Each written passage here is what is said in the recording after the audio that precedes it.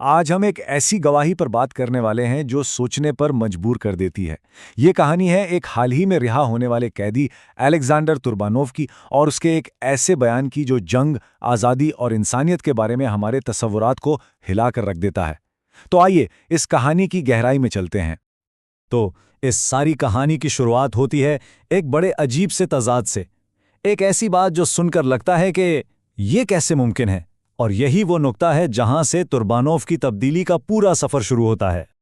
سوچیں ذرا، ایک شخص جو قید میں تھا وہ اپنی رہائی پر کہتا ہے، تم قیدی ہو کر بھی آزاد تھے اور میں آزاد ہو کر بھی قیدی تھا۔ مطلب یہ کیسی بات ہے؟ آزادی کا اصل مطلب کیا ہے اور قید کیا ہوتی ہے؟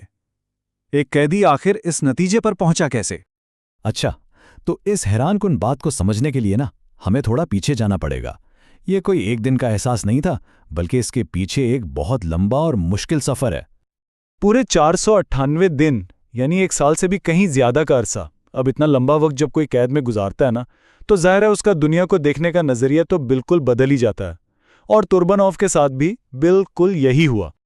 اب آتے ہیں اس کہانی کے سب سے حیران کن پہلو کی طرف، یعنی قید کے دوران تربانوف کے ساتھ سلوک کیسا کیا گیا، کیونکہ جو کچھ اس کے ساتھ ہوا وہ اس جنگ کی حقیقت سے بالکل الٹ تھا۔ وہ بتاتا ہے کہ اس کی جان کو کوئی خطرہ نہیں تھا، اس کے ساتھ ایسا سلوک ہوا جیسے کوئی باپ اپنے بیٹوں سے کرتا ہے۔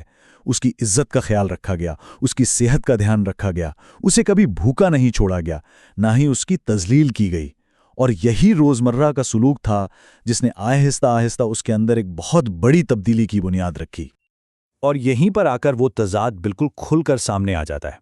دیکھیں، ایک طرف وہ اپنی حکومت کو دیکھ رہا تھا جو اس کے بقول ایک محصور قوم کی بدترین نسل کشی کر رہی تھی، اور دوسری طرف تھے وہ لوگ جنہوں نے اسے قید کیا تھا، اور ان کے بارے میں وہ کہتا ہے، تم نے نہ مجھے بھوکا رکھا نہ ذلیل کیا۔ یہ دو الگ الگ حقیقتیں جو ایک ہی وقت میں چل رہی تھیں، بس اسی نے اس کا پورا نقطہ نظر بدل کر رکھ دیا۔ تو جب اس نے یہ سب دیکھا تو ظاہر ہے اس نے ان تمام چیزوں کے بارے میں سوچنا شروع کر دیا جن پر وہ پہلے یقین رکھتا تھا۔ مطلب، مردانگی کیا ہے، بہادری کسے کہتے ہیں، قربانی کا اصل مطلب کیا ہے، اس کے لیے ان سب لفظوں کے معنی ہی بدل گئے۔ جیسے مردانگی کو ہی لے لیں، اس کے لیے اب مردانگی کا مطلب طاقت دکھانا نہیں رہا تھا، بلکہ یہ تھا کہ آپ اصولوں پر کیسے قائم رہتے ہیں، چاہے حالات کتنے ہی خراب کیوں نہ ہوں۔ اس نے اسے خالص بہادری کا نام دیا، جو وہ روز اپنی آنکھوں سے دیکھ رہا تھا۔ اور اسی طرح قربانی کا مطلب بھی اس کے لیے بدل گیا۔ اس نے اپنی آنکھوں سے ایسے لوگوں کو دیکھا جو جدید ترین ہتھیاروں سے لیس دشمن کے سامنے بھی موت کے منہ میں مسکرا رہے تھے۔ تو بات یہ ہے کہ یہ صرف کتابی باتیں نہیں تھیں، اس نے قربانی کو ایک جیتی جاگتی حقیقت کے طور پر دیکھا، ایک ایسا جذبہ جو موت کے خوف سے بھی کہیں زیادہ طاقتور تھا۔ لیکن تربانوف صرف یہ نہیں بتا رہا تھا کہ اس کے ساتھ کیا ہوا، وہ یہ سمجھنے کی کوشش بھی کر رہا تھا کہ آخر ایسا کیوں ہو رہا تھا، اس غیر معمولی رویے کی وجہ کیا تھی، اس کی جڑ کہاں تھی۔ اور جب اس نے اس سوال کا پیچھا کیا تو وہ ایک بہت گہرے نتیجے پر پہنچا: ایمان کی طاقت۔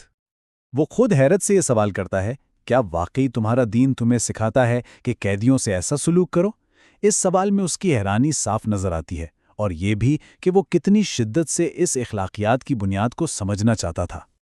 اور پھر وہ اس نتیجے پر پہنچا کہ جس اخلاقی ضابطے کا اس نے خود تجربہ کیا، وہ کسی بھی انسانی قانون، کسی بھی بین الاقوامی معاہدے سے بہت بہت اوپر تھا۔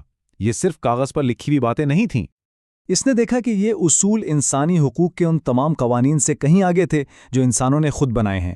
دیکھیں، جنگ کے پروٹوکول تو اکثر ٹوٹ جاتے ہیں، لیکن یہاں اس نے دیکھا کہ انصاف اور رحمدلی صرف نعرے نہیں تھے، بلکہ ان پر عمل ہو رہا تھا۔ اور سب سے بڑی بات، یہ اصول کبھی نہیں ٹوٹے، یہاں تک کہ ان حالات میں بھی جب کوئی دیکھنے والا نہیں تھا، تب بھی نہیں۔ تو اس سب کا نتیجہ کیا نکلا؟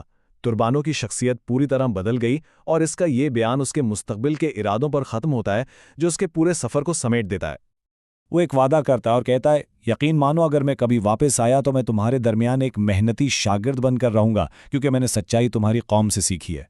یہ بات کتنی بڑی ہے! وہ اب خود کو ایک قیدی نہیں بلکہ علم کا ایک طالب علم سمجھتا ہے۔ اور آخر میں وہ اپنے پورے تجربے کا جو نچوڑ نکالتا ہے وہ ان الفاظ میں ہے: تم صرف زمین کے مالک نہیں ہو، بلکہ تم اصولوں اور انصاف کے مالک ہو۔ یہ اس کے ذاتی سفر کا، اس کی اپنی کھوج کا حتمی نتیجہ تھا۔ تو آخر میں یہ سب کچھ ہمیں ایک بڑے سوال کے سامنے لا کھڑا کرتا ہے۔